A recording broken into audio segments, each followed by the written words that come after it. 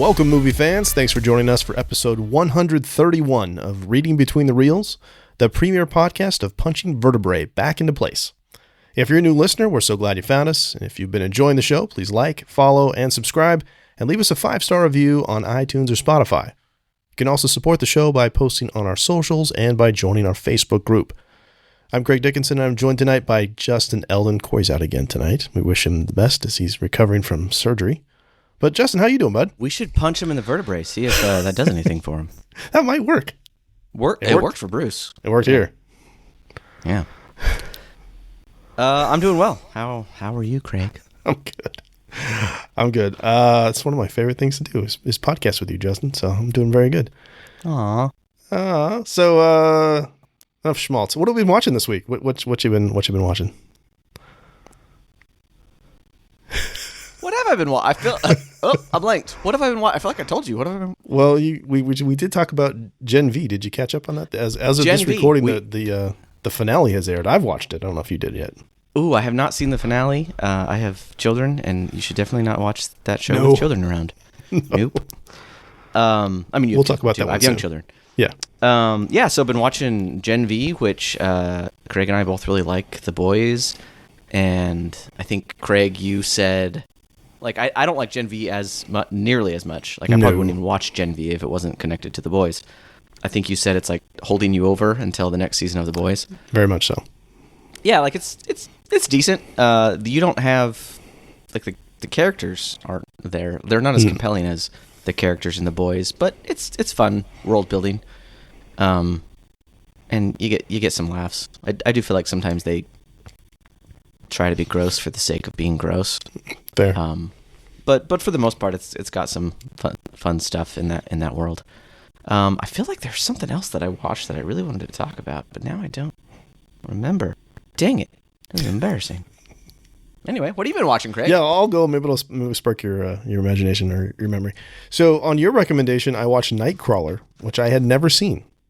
Not an X-Men movie. No, the Jake Gyllenhaal one where he's like, going to accidents and stuff and taking video and selling it to the news. Really interesting, very engrossing. Don't need to see it again, but I enjoyed it. I can see why it was critically acclaimed the way it was. I did see that like he got nominated for Best Actor for like everything but the Oscar, and there was some controversy about that. Like literally all the other shows were like, yes, he's good. Really phenomenal. Like I think you said something along the lines of like how charismatic he is and like everything else in this, and when he's like quite the opposite. It's a very different role for him. Yeah, I like watch Jake Gyllenhaal in anything, and I'm like, yeah, Taylor Swift, I get you. I see it. Prince of Persia, sure, we're right there. I try to rewatch that, and I can't. It's fine. It's not good. Yeah, Nightcrawler's fantastic. It's it's not like what is it? What would you call it? Like a thriller, like a suspense thriller character piece. I'm not sure. Yeah, it's kind of a lot of things. Thriller's fair. It's definitely not it's not calm, right? You don't feel good watching it. Yeah, it's very tense, and yeah, Jake Gyllenhaal just kills it in that role. He very much, he's like I wouldn't call that actor a chameleon very often, but I feel like in that role he is a chameleon. He does a good job. It's a perfect example where your protagonist is not a good guy. Yeah. Mm-hmm. Right, it's kind of it's not even an anti-hero, I would say. You're not even really rooting for him either. Nope. Yeah, not an anti-hero. Oh, I know what I've been watching. Yeah, see? I got it. Okay.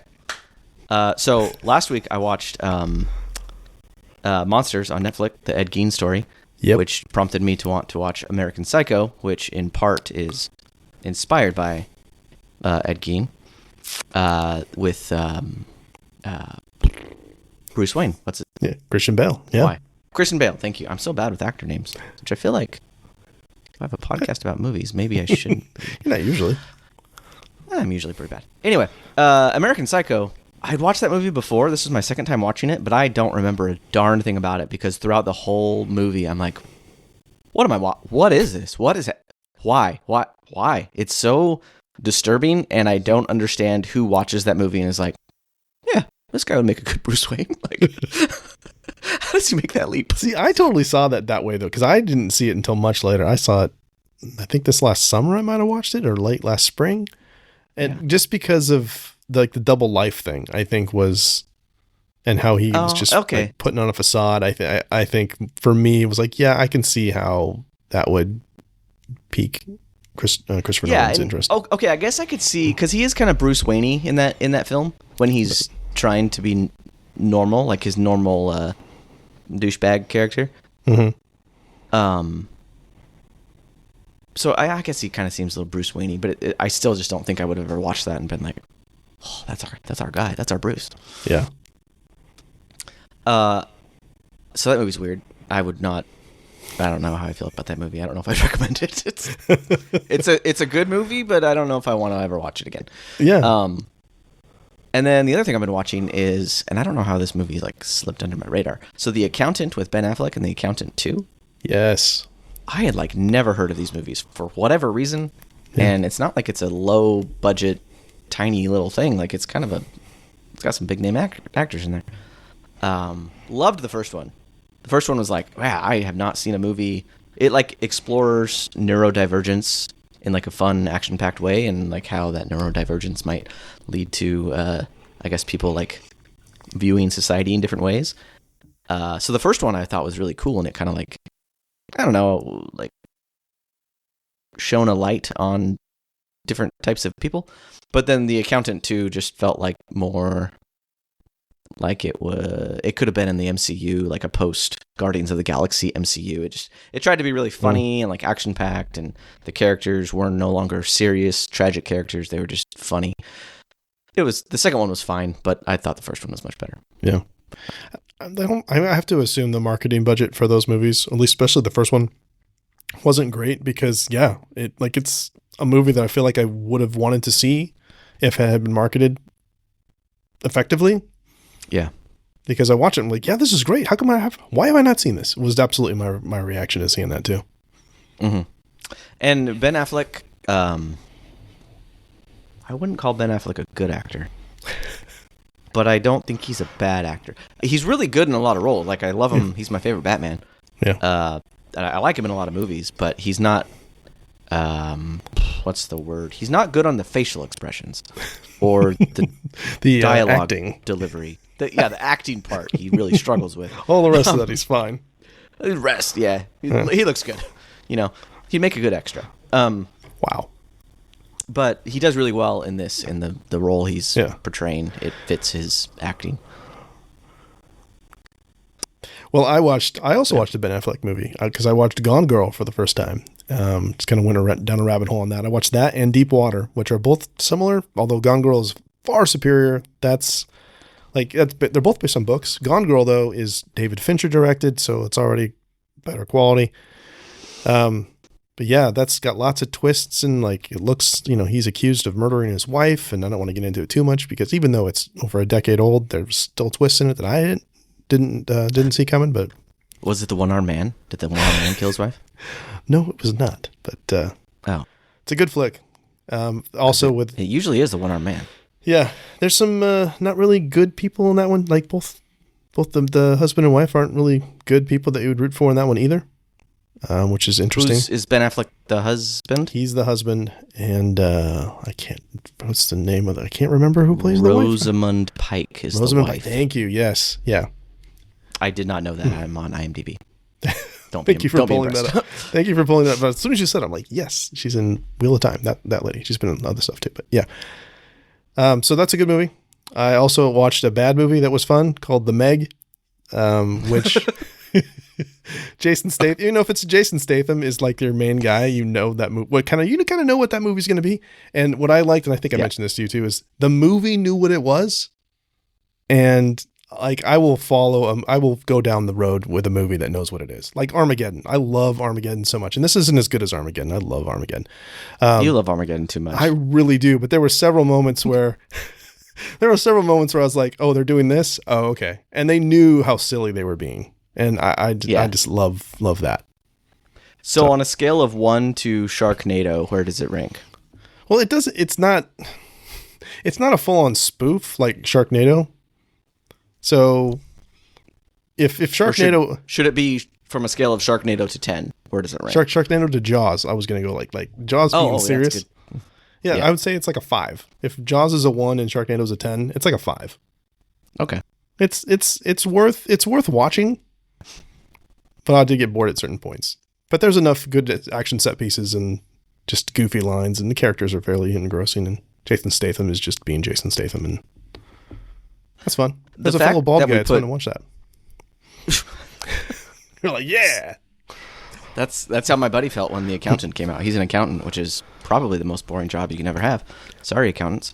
And he's like, dude, want to go see The Accountant with me? I'm like, you can't make that job fun no matter what you do, man. Don't try. Come on. Yeah, it's not the accountant part of that movie that makes it cool. Yeah. I feel like we should probably just stuff. Quit as podcasters that talk about movies because we just put like Sharknado and Jaws on the same scale. Yeah, but separate ends. It's a continuum.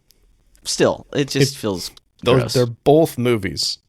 Like you got a perfect movie and a parody, and it just yeah. Anyway, let's talk about another movie that's a really good movie that I think we also disagree on a lot of those things, which is fine. Because we're still talking about The Dark Knight Rises. This is our part 2 of our deep dive into that. And as you know, last time Justin got cut off with all his opportunities to talk about the plot holes. So we'll get to those. I was promised plot hole discussion. And you will get plot hole discussion this time. We're back for that. He's a tease.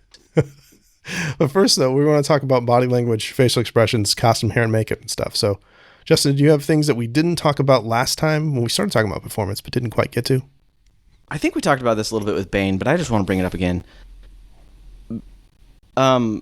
Okay, so Dark Knight Rises, we're coming in after Heath Ledger's Joker, right? So it's like you got big shoes to fill in terms of villains. You're not quite coming in Jared Leto replacing Joker, not a direct comparison, but still villain. And Bane, I think his presence is like everything. And I think we talked about last time how what is the actor's name? Tom Hardy. Tom Hardy's not a tall fellow, but he is still a very imposing presence in his stance. Like every time he's on screen, he's scary. Like the way he stands, the way he moves slowly when needed, and he moves insanely quickly when needed, which I don't know how much of that is like the actor just really knowing his choreography and like how much is editing to make it look faster. Like that scene when he goes into the stock exchange and he goes to the metal detector, takes off his helmet and just like beats that guy in like 0.5 seconds. That's impressive. He's a scary dude. So in terms of like performance, like I think his performance is top notch, especially because the dude's wearing a mask. Yeah. There's only so much you can do when they're like your mouth and nose is covered. Yeah, but he kills it. The eyes, so much with the eyes and just the, It's a good thing we're doing video now because that would have been really, really bad audio for He does a lot of this very theatrical, moving his head around in his hands, stuff like that. Just a couple things we did talk a lot about it because it's hard to separate some of the things we talked about from just facial expressions. But a couple of things I didn't talk about. I love the look that Batman gives that rookie cop when the guy shoots at him. yeah. It's like, well, I'm on your side. We talked about the turning on the screen and looking back, but Selena Kyle back and forth things a couple times. Wait, turning on the screen, looking back? Well, yeah. What? So, she does that when she's in there and trying to give the fingerprints to Stryver, and then the cops bust in and she just melts down screaming, and then stops and looks behind her and lets us know. Switch. We're in on the sequel. We're like the only ones that see that, and I think that's pretty cool. We talked about the jacket a little bit last time, but I did want Bane's jacket, just jumping around a little bit. That this was a custom made jacket. I didn't get a chance to talk about this before. So the costume designer Lindy Hemming. So she said that what she did, she took inspiration from it's a Swedish army jacket and a frock coat from the French Revolution. So it's equal parts dictatorial and revolutionary because he's both of those things. That is cool. I wonder. Right? So subconsciously, we're how like, intentional that was, dude. It's 100% intentional. They had to make that. I guess that's. I mean, intentionally like revolutionary. Oh, no. It is a cool coat, though. It is a cool coat. I wish I had that coat and those pecs to fill that coat. Something else that's very much on the nose, but I appreciate the fact that it exists anyway, is that Bruce at the charity ball is the only one not wearing a mask because Bruce Wayne is the mask, which is goes all the way through. I mean, that's what Katie Holmes' Rachel Dawes said in the first movie. Mm-hmm, so they're kind of following through with that. I like that. I read this guy this week that was kind of going off of that, and he was talking about how, he believes, I guess this is a common thing, it wasn't just his opinion, but that Bruce Wayne died in the alley with his parents. Right. Not literally, but that the persona of Bruce Wayne is dead. Yeah. And that is when he fully became Batman, and he just cosplays as a billionaire, but he's actually just Batman. No, I like that a lot. I do remember too, and I remember as a kid thinking I was so cool for thinking this. As a kid, I mean senior in high school, when I read the series Nightfall, which is the series that this is very, very loosely based on, where Bane breaks Batman's back, and Batman, while he's recovering, he hires another Batman. Anyway, and Bruce Wayne, Batman talks about in there how he literally views himself as two separate people. When he puts on the mask, he is a separate person with separate motivations and goals and ideas and things like that, and he just kind of takes it off and boom, back to regular. And I like that. I feel like every live iteration of Batman has done that very well. That's great. So speaking of masks, so you've read the comics, you're familiar with Bane before this movie. How did you feel about the mask that Bane is wearing being a pain relief, a source of pain relief, versus the Mexican wrestler style thing that they had in the comics? Yeah, I was okay with it. I think we've talked about this a lot, but Nolan grounds his superhero films quite a bit. So I don't know if I was expecting him to have the Bane Venom. What's it called? Yeah, I think it is Venom, right? Yeah, but I think it has a certain name. I thought it was called something else. Anyway, but it's basically Venom that he, turns on and roids out, essentially. And I feel like in this movie there was some hints at the fact that Bane is insanely roided out. When he's introduced, or when he's shown in the sewers when they bring him Commissioner Gordon. Yeah. His two henchmen bring him. You kind of see scars or lines up his back a little bit. Just almost tears in his skin a little bit. Which would suggest maybe there was some augmentation there. And then I don't know if this was intentional or maybe it was just Tom Hardy's physique, but he has a lot of skin, skin acne on his chest and torso back area. And I know steroid, I don't know this personally because I've done 20 push-ups my entire life. But from what I understand, steroids can do that, create a lot of body acne. And I don't know if that was intentional to be hey, this guy's juicing hardcore, or maybe Tom Hardy was just actually juicing for the role, and that's just what he looked like. I don't know. But either way, that's how I kind of took it. Of that, maybe Bane is not this purist as we're kind of led to believe. He's cheating in a way, but maybe, I don't know. Maybe in that world that's not considered cheating, but maybe his emotions and his muscles and everything are not quite his own, but augmented in some way more grounded than the Venom of the comics. Right. Cool. All right. You anything else? I didn't answer it. No, you totally did. I just wanted to get your take on what you thought about that. Anything else you want to talk about with performance before we go on down to set design? No, I feel like we talked about that quite. Gary Oldman kills it. Yeah. Like he normally. I feel like Christopher Nolan is just so good at casting. Very rarely is there someone in his film that doesn't live up. Just the Katie Holmes / Maggie Gyllenhaal. Yeah. I mean, their acting is fine. Yeah. Katie Holmes is fine. Just Gyllenhaal is. Yeah. They're the weak links in those films, though. By He's far. no Jake. Back to that. Or she's no Jake. She is Gyllenhaal. no Jake. I know last time we talked about Ben Mendelsohn as Daggett. He's great. Love him in everything. Rogue One, he's fantastic. In this, he's fantastic. And then Bern Gorman as Stryver. I don't know, like mousy looking. How would you describe that guy's face? Punchable. But other than that, I don't Punchable. know. Yeah. Very, very punchable. Yeah, he does a great job. They just, I feel like they all just do really stellar performances. Like, very, very well cast. Okay. Yeah. I did think it was odd too. So Brett Cullen, who plays the congressman that Catwoman, manipulates, doesn't he play Thomas Wayne in the Batman? Yes. Yeah. Also a very punchable face. Yeah. And see, I always think of him as from Lost. I think that was the first thing I saw him on. And then he's punchable in Lost. Person of Interest, he's in that too. Briefly though, those are both J.J. Abrams things, so makes sense. That maybe he just, yeah. So setting design. This like we've talked about this before with the Nolan films and how a lot of them are filmed in real world locations. Unlike the Burton films, it's all on a set. I mean, we're everywhere from India to London to Los Angeles. We're in Glasgow some of the time, New York City, and then a lot of it in Pittsburgh, including Heinz Field, where the football game takes place.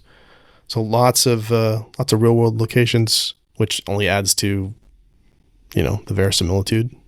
It again feels grounded in those ways. Some of the things for set decoration. A couple things I wanted to talk about with the set decoration. One that I loved at one point after the how do I put this? So after they've dropped they've been isolated from the rest of the world. The bomb, they've blown up the bridges and whatnot. There's a great shot of like an American flag in tatters. And I was like, hey, that's just like democracy in Gotham. Look, it's just hanging by a thread.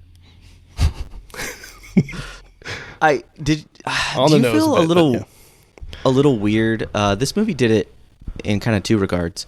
There, where it shows the American flag, and then in another instance when it pulls out of Gotham, and it shows like the military, high command with the big computer screens, and they're like analyzing the situation in Gotham, and that just always seems so weird to me because everything is always so localized within Gotham.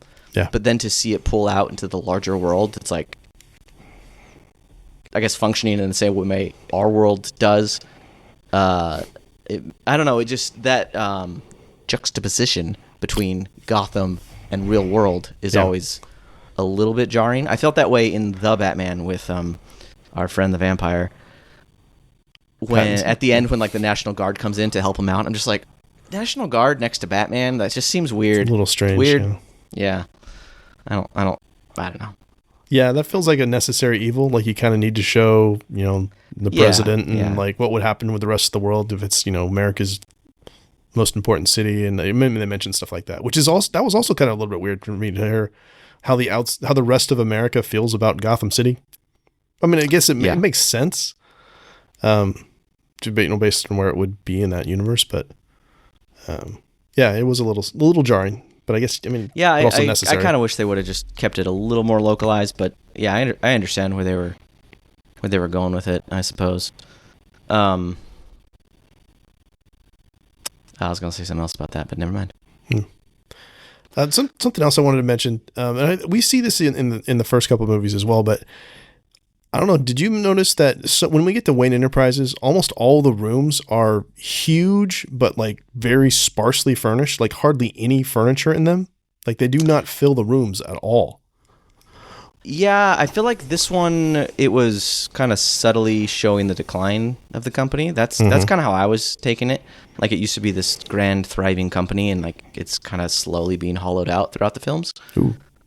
And then Fox kind of draws attention to that of like, you torpedoed your own budget and you've been spending kind of recklessly and not really taking care of your company type thing. Yeah.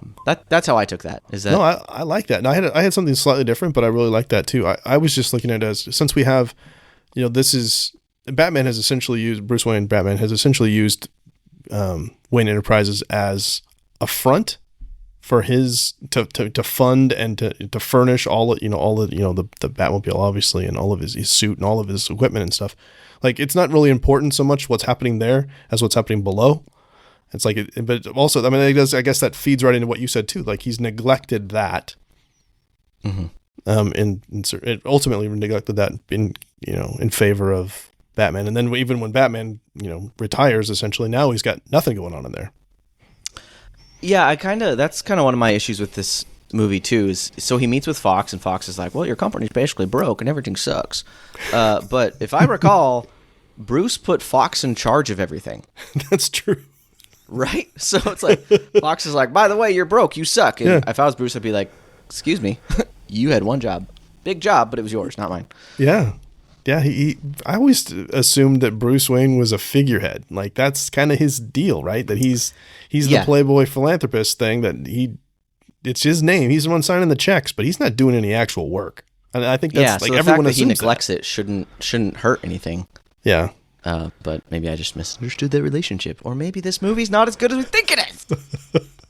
I mean, it does. We have to get to the point where, he's broken everywhere, right? That's the whole thing. We talked about this a little bit last time. Like, even with Alfred leaving him, like, his company's gone, his body's gone, his friends are gone.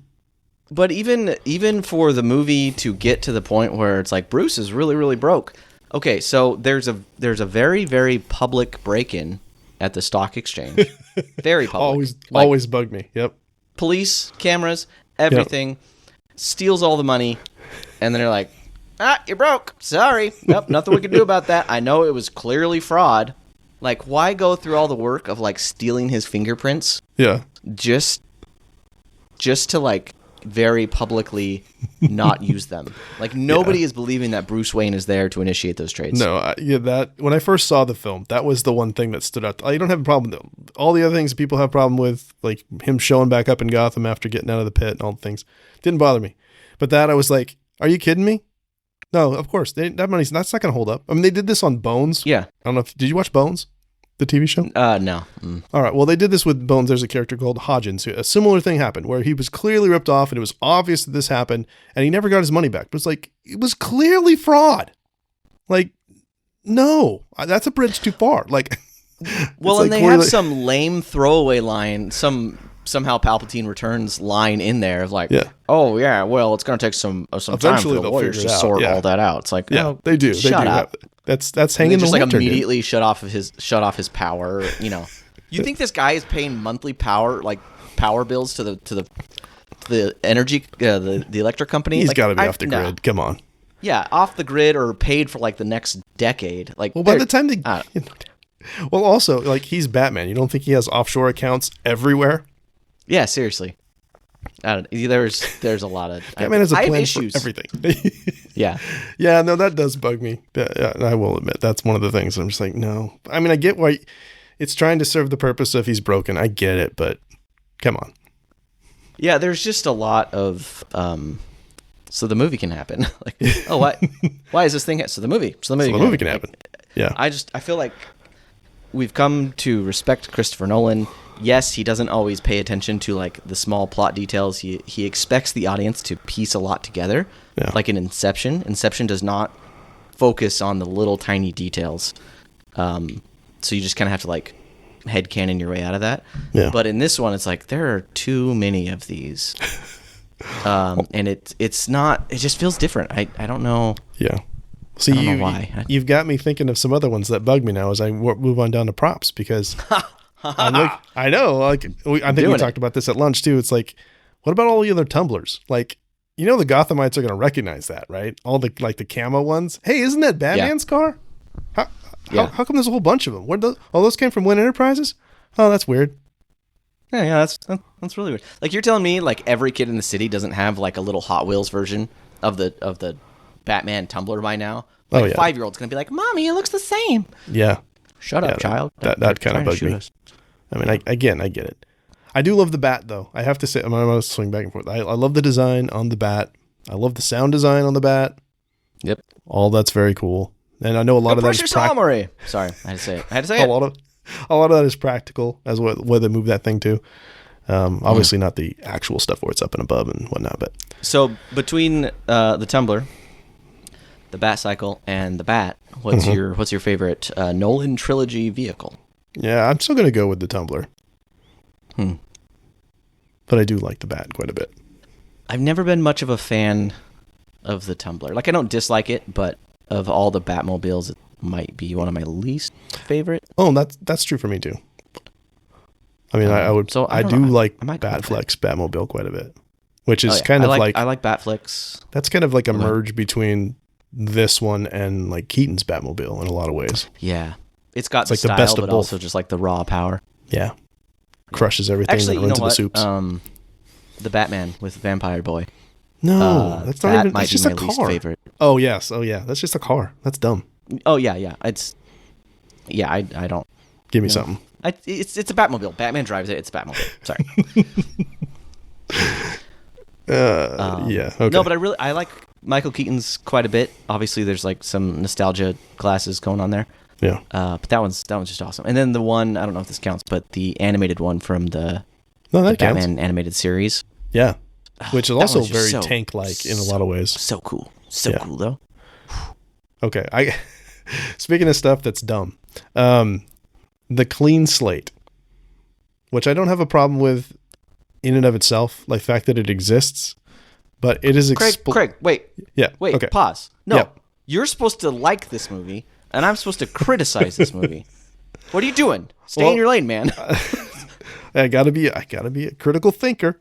All right, fair. The thing about the clean slate, which I mean, it's kind of cool, right? That it could erase you from the internet or whatever. But the awful exposition, and I know Nolan sometimes gets dinged for exposition, but Daggett says, I wrote this down. He says, "What, the clean slate? You mean the ultimate tool for a master thief with a record? The clean slate where you type in a name and date of birth, and within a couple hours that person ceases to exist in any database?" That's word for word what he says. No breaks there. Just those two sentences are just like, okay, could you lay it out? No. Like, did you put it in as like a placeholder? Thank you for the exposition. That was great. Write something more clever here. And then it just didn't get to it. Yeah. Like, that was so bad. Like, if you just call it the clean, we're smart. We can figure it out. I don't get that. I feel just like wipe yourself from existence. No. He's being slightly sarcastic. redeems it when he says, very so slightly redeems it when he says, "Sound too good to be true." Like, he says it like, yeah, he's kind of mocking her when he says that. Yes, yeah, but it's still just like, it's too long. Really bad. That's bad. I have to chuckle every time I see that. I'm like, oh no. Although I feel like as the older this movie gets, or I guess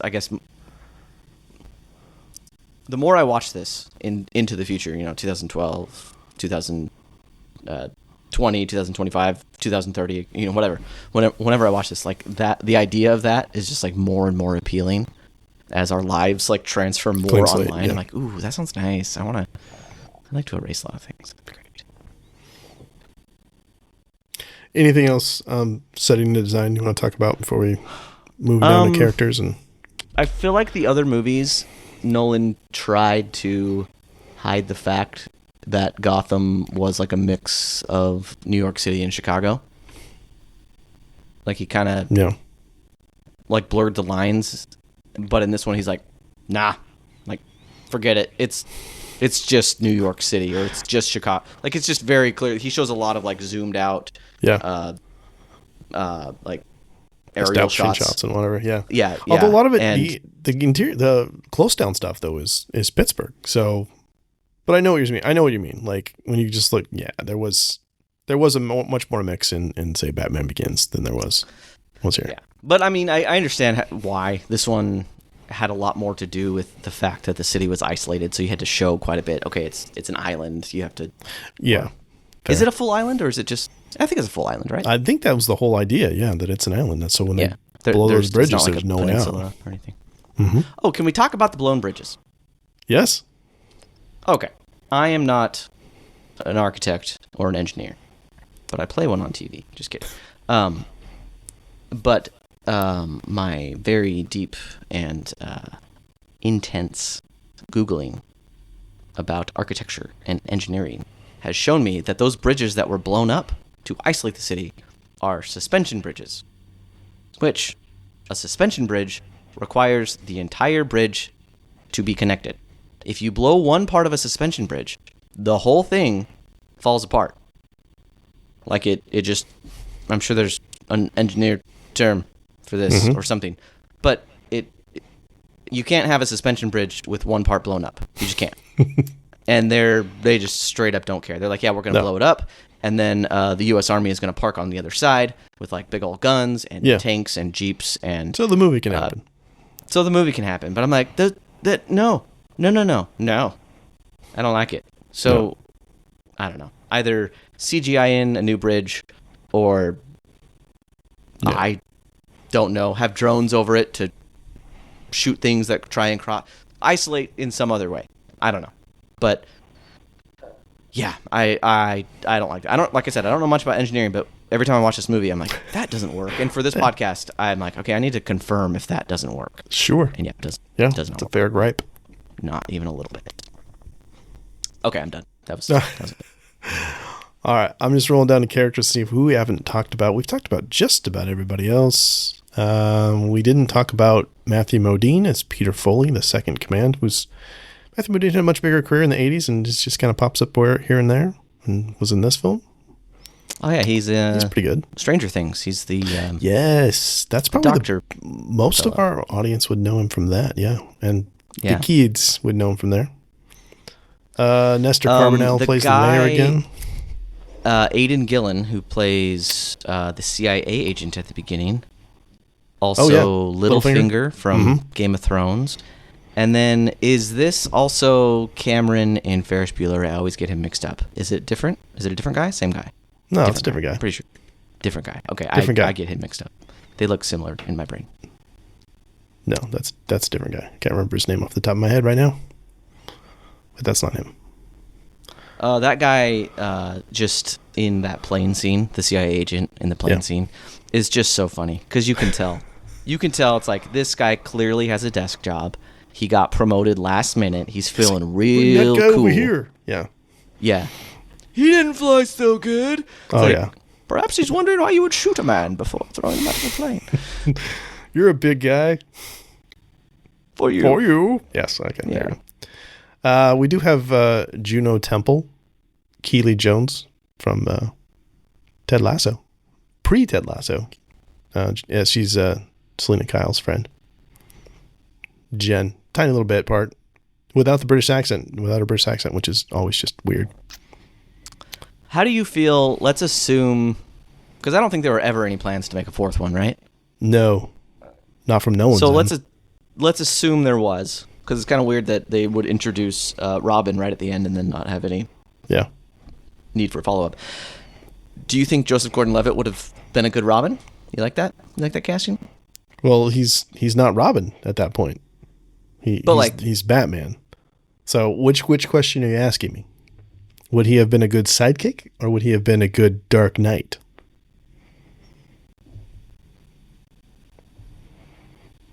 Wait. Because he's the Dark Knight at the end of this film. No. Yes. No, he takes the... He takes the mantle. Wait. Yes. Nah, my brain hurts. That doesn't... No. Yes. No, Craig.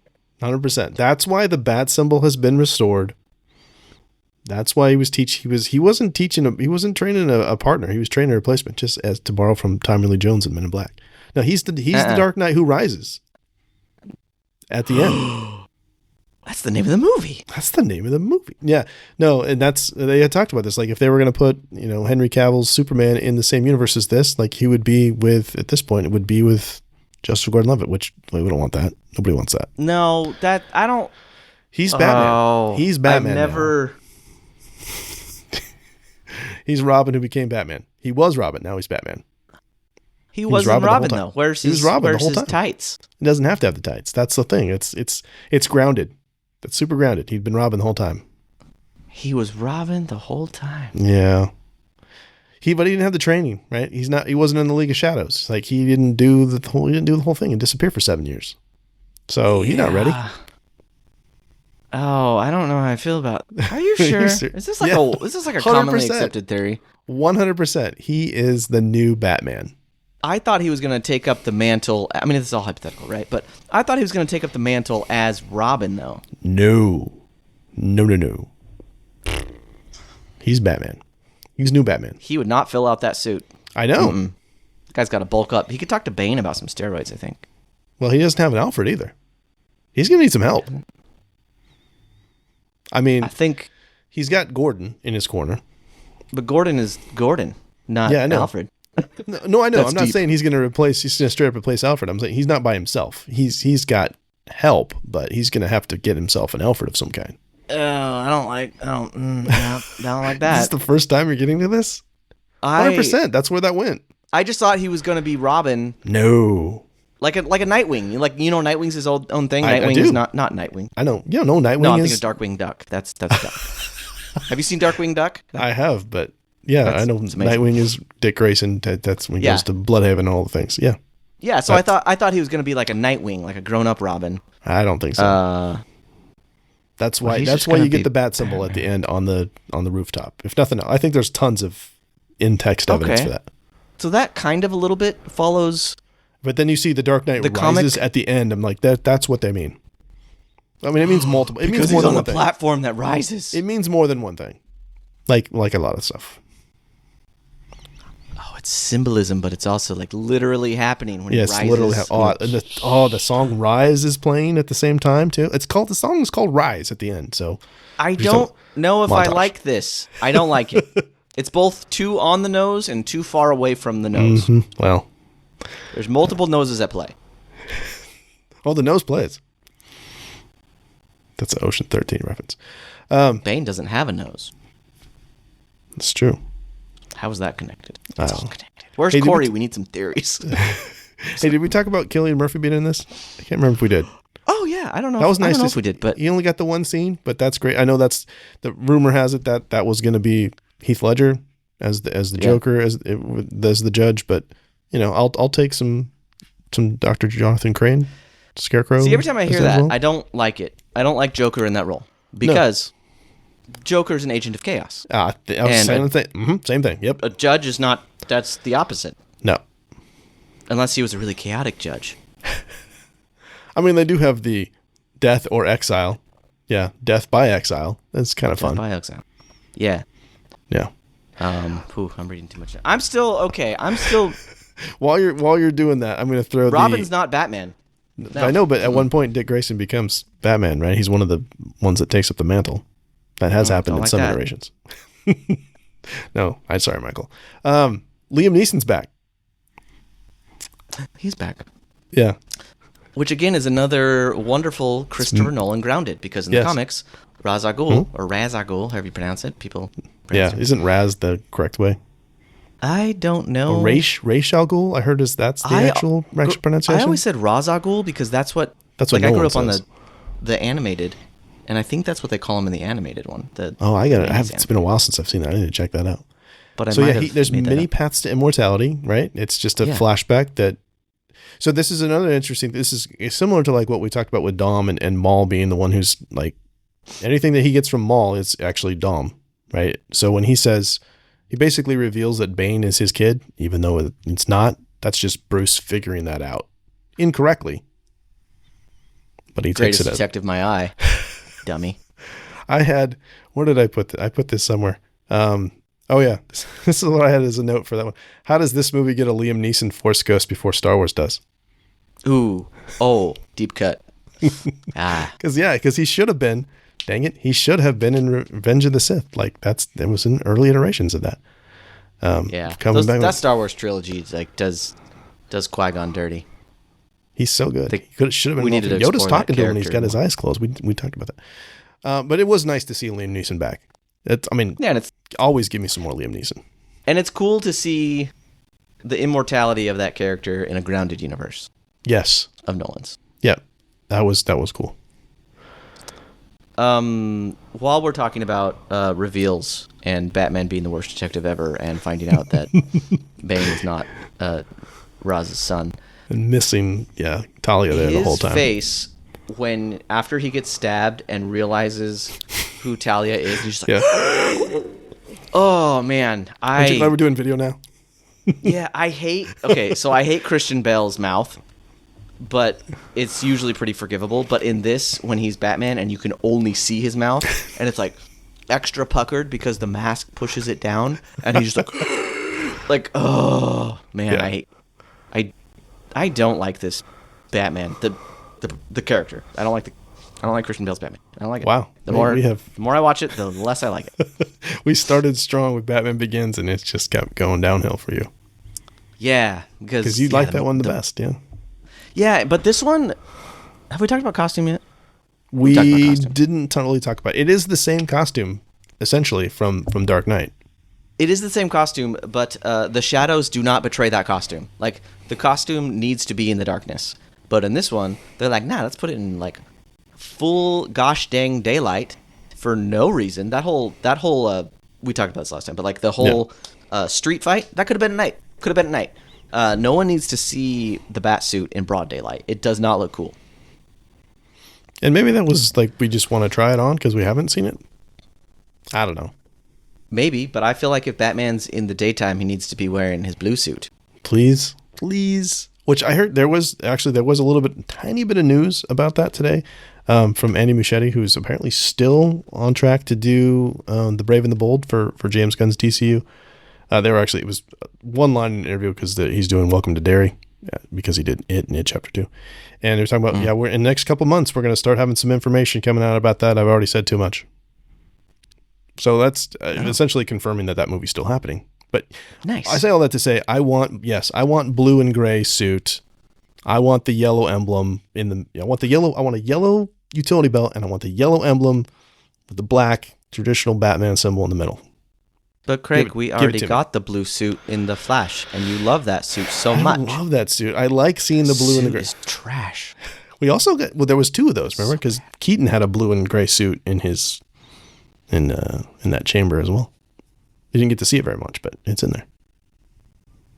Is he wearing it? No, he doesn't wear it. No, but it doesn't count then. We see it. He has a whole bunch of different cool suits in there. Yeah, I saw that movie twice, and that was 1.5 times too many. I like that. At some point, we just need to do the DCEU and just go through it. It's got a lot of good stuff. That's not one of them. Hey, you know what else is in this movie? Glenn Powell is in this movie. Look at you bringing it back. Hey, look at that. Glenn Powell. Very early Powell. Yeah. You call him Glow? Glow. We're buddies. Glenn Powell. This is Glenn not Powell. a hard name. What is wrong with us? It's Glenn not that Powell, hard. in his natural habitat of douchebag. Very much so. I don't know if he's a douchebag. He's probably very nice. Glenn Powell, he seems like a really good dude. Come on the show, you Glenn. are. Yeah. He definitely listens to this podcast. He's 100%. one of our 5 subscribers. Yep. Yeah, he just always kind of looks like a douche, but in this he's just like typecast as the douche. Yeah. There's no money here. What does he say? Then why are you here? Why are you here? Yeah, something like that. Yeah. Okay. Got a nice looking suit though. Yeah. He's a jerk. Okay. And Thomas Lennon, who played the Doctor in Memento, also is back playing the Doctor, who mentions how he's seen worse cartilage in knees. Because there's no cartilage in the knee. Yeah, that's a fun line that they spend a couple scenes discussing and then solving and then never bringing back. They're like, oh, Batman, you don't have any cartilage in your knees. Oh, Batman, we're going to get you this cool little like bionic leg. It's the brace. That fixes it. Brick. That's it. You can kick the brick. You're welcome to try it, Alfred. Come on. But then never mentioned again. Nope. Not referenced. It's not. It doesn't slow him down. He doesn't. You know why? Kick Bane in the nethers with it. That would have been. You know cool. why? You know why? Because it's a bad movie. Because he's Batman. Okay. Shut up. Go Okay. home. We're gonna end it right now. Just a few more things. Hero's Journey. I had 2 things. Not a few more things. No, I got more things. Okay, well that's fine. I got so many more things. Because I had it written there that this apparently was news to you that Robin becomes the new Dark Knight. He's the Dark Knight who rises. It's right there. Oh no, I missed that. I'm sure there are some of our listeners that are like, "Are you kidding me? Really?" Yeah. And then really, I mean, and this was all in all the promotional material too, like the saga ends and all that kind of stuff, where Bruce, finally comes to terms with his fate and lets go, which we've never seen that iteration of Batman. It was like, I'm good with, not being Batman, which I know there are some purists that are like, that doesn't make any sense. He would never do that, but he does. He finds peace and like retires officially. Yeah, he wouldn't do that.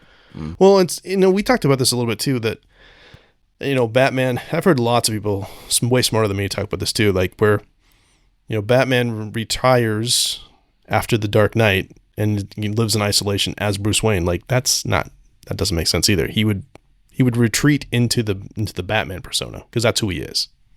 Yeah. He'd still be doing Batman stuff all the time. Yeah. Yep. You know, because even I hate to be the guy that's always like into comics, but I love that. That's real. That's what it's based on.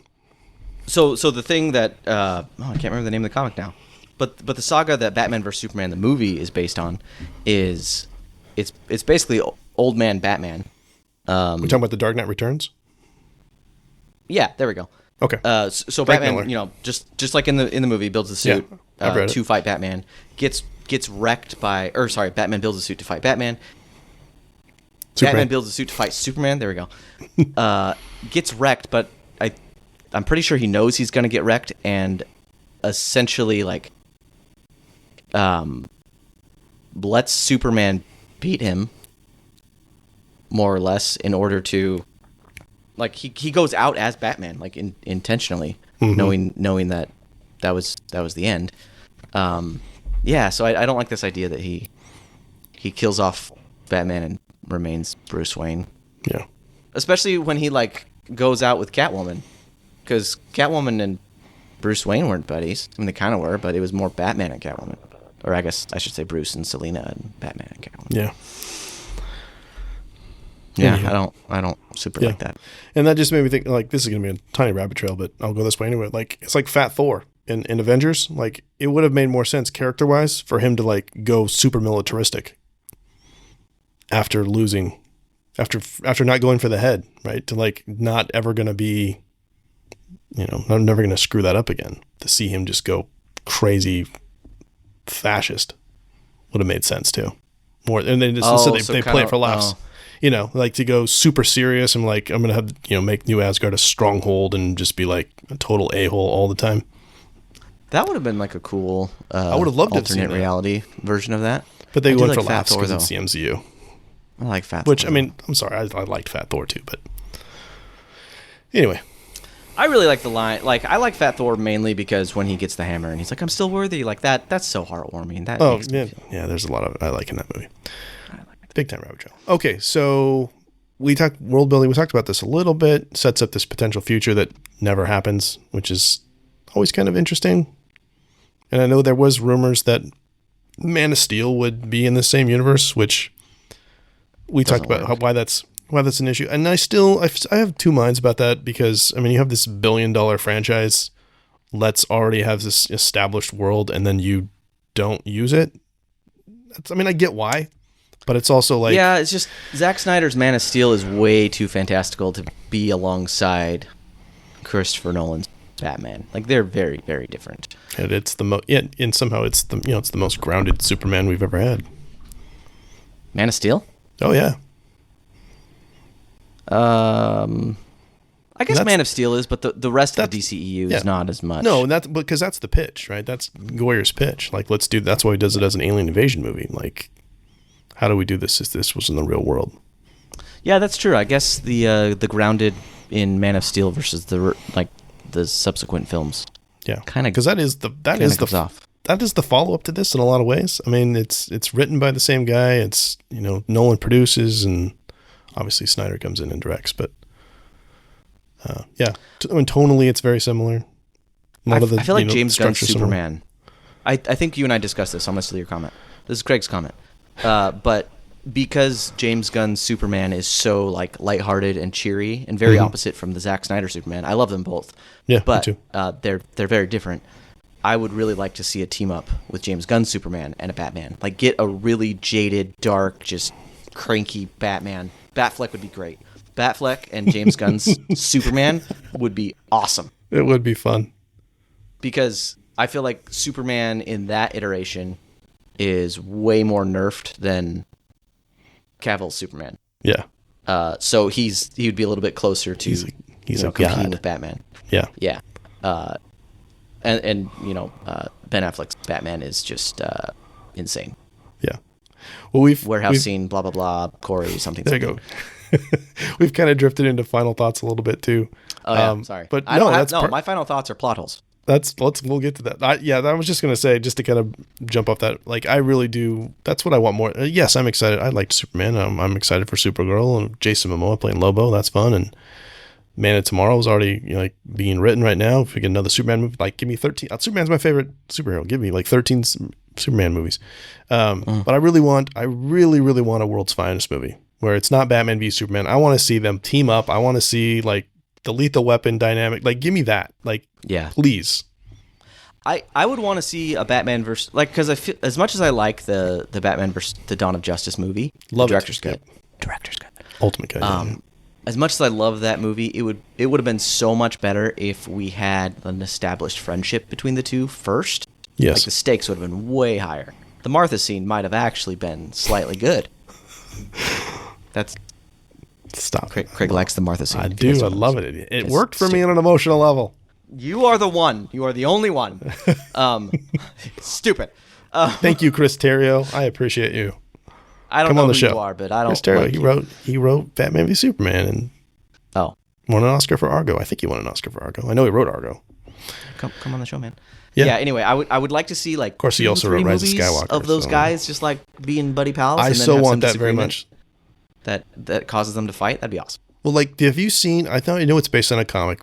And I haven't read the comic, but there's because the DCAU, the animated universe, does adaptations of a lot of those.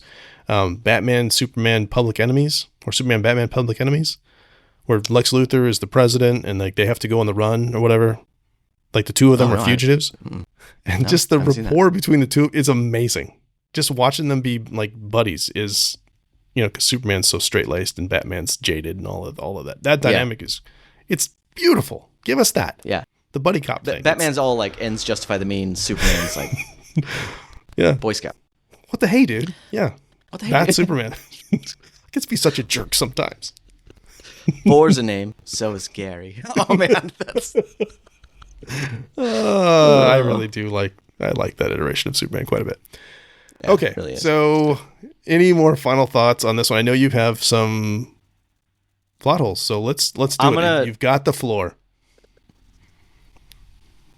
I'm going to leave this podcast and start my own competing podcast if you don't let me get through all these plot holes. Like, I quit.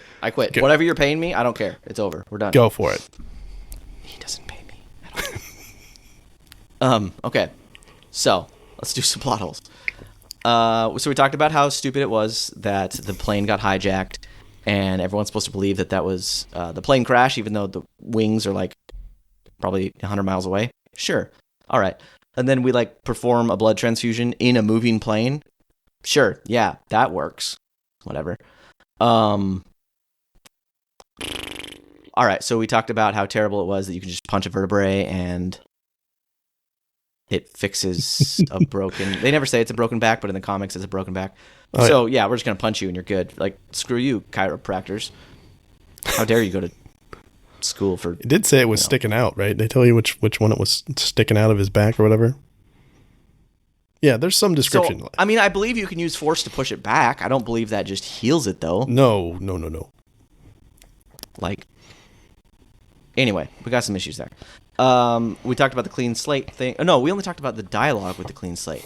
Okay, so Selina Kyle steals Bruce Wayne's fingerprints to get the clean slate. Ultimately, like that was the price. Yep. Bruce. Oh no! I just solved this plot hole in my brain. I read this out loud. This is a stupid plot hole. Shut up. Did you solve it? Yeah, we're good. Solved. Okay. Never mind. Next one. This is not a plot hole, more of a continuity error, but like a really bad one. Stock exchange. Broad daylight.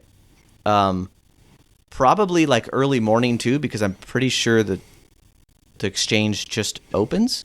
I don't know how stocks work, but I'm pretty sure it opens early in the day.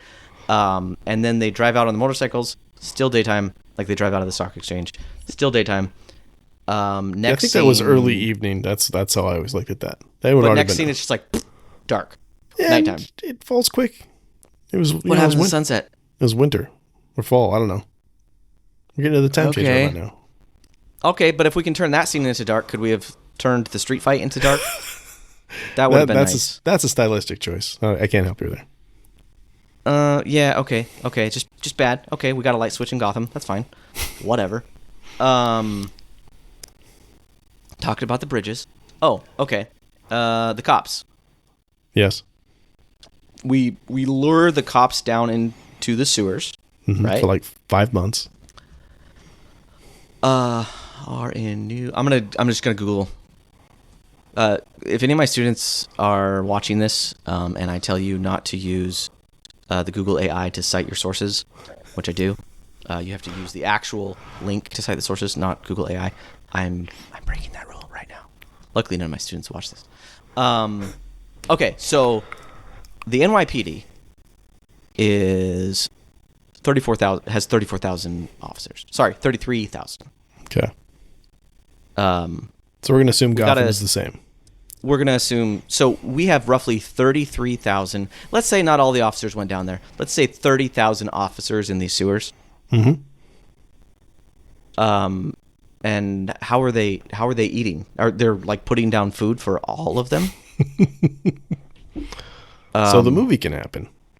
But are they also shaving for those several months that they're down there? Because they're all cleanly shaven when they come out. That's not a plot hole. You told me you were going to refute these, Craig. I feel unrefuted. Okay, this is like Corey said, that the reason that Dom does not wake up is that his kids have not aged. I'm like, that's a movie thing, man. Dom is not waking up. When he shows up at the end of the house. Do movies not have makeup departments that they could slap a couple beards on these guys? Or maybe just tell all the guys, hey guys, we're going to shoot one scene, and then 2 months from now we're going to shoot another scene. If all you extras could just not shave, that'd be great. I just don't think that matters. It matters. It matters. Some of the stuff I'm going, yeah, that makes sense. Have to be held accountable. What else? Okay, and then, cops are in the sewers. How many manhole covers? Manhole. Sorry. Are in Gotham, do you think? Like hundreds of thousands, probably? Sure, lots. Are they all covered? You all can't. Of them. Not a single cop can every single pop his head out? I don't know. Every single one. Okay. I don't know. It's a good thing, though, we got Detective Blake, getting notes from the sewers, from those He's been in communication constantly with his partner. 1,000 cops. Yep. Okay. So none of them are leaving any of the manholes. Okay, no big deal. I know a very common plot hole that everyone gets mad at is Bruce Wayne getting back into the city after escaping the prison, even though the city is like completely cut off. Because he's Batman. He's Batman.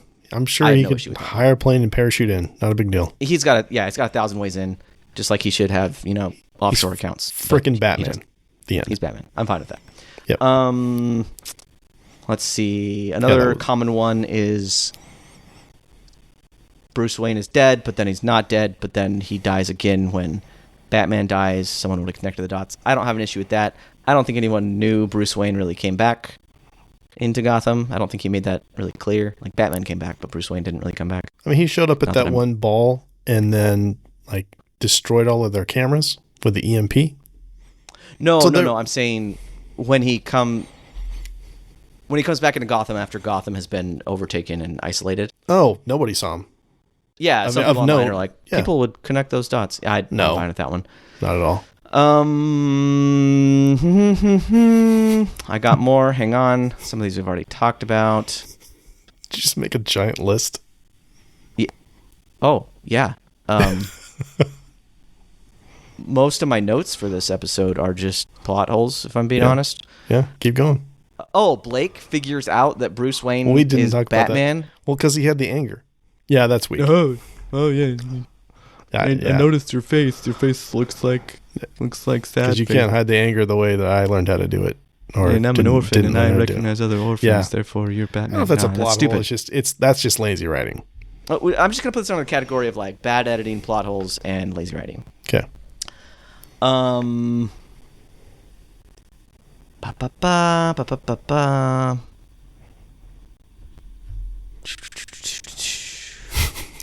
Sorry, we've already gone over so many. Should I put some bumper music in while we're doing this? Yeah, we should. I'm going to give you 2 more.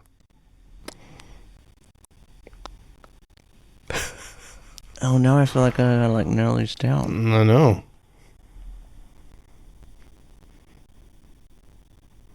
Let's see. Did you know this movie is 87% on Rotten Tomatoes? Yeah. Not that that means anything to me. It's a little high. Doesn't mean anything to me. All right. We talked about how stupid it was that... Oh, okay. First. Okay, let's do this. Bruce Wayne's choice in women. We got Katie Holmes, Gyllenhaal, Dogface lady. Maggie Gyllenhaal, yeah. Sure. Childhood Same. friends. I'm Sure. okay with that. Whatever. But then, like, I'm going to fall in love with Talia, who's clearly a psychopath terrorist that somehow made it onto Wayne Enterprises' board, and there wasn't, like, any sort of solid background checks. Okay, maybe she made up her background. Whatever. But shouldn't Batman Bruce Wayne, like, look into that background? He's the world's greatest detective. He probably should have figured that out. But no, instead, he's just going to fall head over heels for this lady and, like, hand over the keys of the kingdom to this lady, show this lady where a nuclear bomb is. That's cool. Let's do that. And then, surprise, she's going to, like, literally stab you in the back. Side. Whatever. Literally. And then 5 minutes later, I'm going to just make out with Selena Kyle. But I'm going to make out with her while the whole city is about to explode. Like, we have literal seconds. Yeah, I know. I'm still mad at that one. That one's really dumb. Really, really dumb. That was like the worst timed kiss ever. And then, rather than just telling Commissioner Gordon, I'm Bruce Wayne, he's like, remember you put a coat on a boy like a really long time ago? And like, as a police officer, he probably did that often. He's like, okay, Batman, that narrows it down to like 500 kids. He had his suspicions. That just cinched it for him. Oh, I probably recognized the sad face, just like Robin Batman Blake did. Yeah, exactly. Frick. It's just bad. There's too many. I can take a couple of these. I can wash away a couple, but there's too many. We already talked about Bane's trades. That's stupid. We really like this movie for the most part. Strangely enough. No, speak for yourself. Stop this. Don't speak for me. We talked about how stupid it is to even just introduce. Bruce is like, oh, here's one. Batman comes back. He meets Blake. Blake's, getting beat up, about to die by the bad guys at nighttime in Gotham. And he, like, hands him the little tiny bomb. And he's like, hold for 2 seconds and then throw it or something. Right? It's not a plot hole. But, like, Blake throws it at what's supposed to blow open the sewer, right? Yeah. And nothing happens. And he's like, you got anything bigger? And then Batman just, like, blasts it. Because it looks cool. Why did Batman even give it to him? Just to, like... Practice. Put him in his place? Practice. Yes. Like, teach know him your a lesson. place, child. He's teaching him lessons all the way through. That's why you wear a mask. What? Sometimes you can't get rid of a bomb. You need a bigger bomb. I'm still mad at this movie. Never referenced that even a little bit. Yeah, and you think Nolan has seen Batman 66? No. I don't care. Someone on set should have been like, no. Hey, Chris, you know what we should do? This is a good opportunity. Anyway, there's just a lot of issues. Can I go into overall thoughts? I'm just going to go into overall thoughts. That wasn't overall thoughts? I really like this movie. Good. Me too. It is by far the weakest of the three, like by a wide margin, to the point where it makes me sad. It's got a lot of issues, but I do like this. Well, I don't like the take on Batman specifically. Like the whole, I guess, world that Nolan has built is cool, but this movie is meh. The end. All right, Craig, final thoughts. Yeah, I mean, I still like this movie quite a bit. Yes, I recognize that it has flaws, but to me, there's way more good that outweighs the bad. So I enjoy it. It doesn't bug me. Like, I kind of laugh at it. I know it's not perfect. A lot of those stuff, yep, fair. And some of it, I'm just like, that's a movie. I don't care. So, yeah. Again, it's like the Martha thing. It works for me. I can see your face. You're like, that's not good enough. Yeah, it's not good enough. It doesn't bother me. I would just like the audience to know that in speaking to Corey's not here today, but obviously Corey agrees with me on this. So I think we need to start taking a tally of where we are in all these movies. Because when Corey agrees with me, wait, maybe I did something wrong. Maybe I don't know. Maybe I have the wrong opinion. Corey should not agree with me. I think sometimes we agree and sometimes we don't, and that's the fun. I need to rethink my life choices. Okay. Okay, let's get out of here. As we close, we just want to say thank you so much for listening to all of our ranting. If you'd like to connect with us and chime in, you can find us on X, Instagram, Facebook, email us at readingbetweenreels@gmail.com, or you can use the SpeakPipe app on our website. And if you enjoyed the show, please like, follow, subscribe, and leave us a 5-star review on iTunes or Spotify. And one last thing, our next episode is going to be the start of our review of Interstellar. I know, right? I love that movie so much. Me too. Send us an email or voicemail about your favorite moments from Interstellar, and we'll share it on the next episode.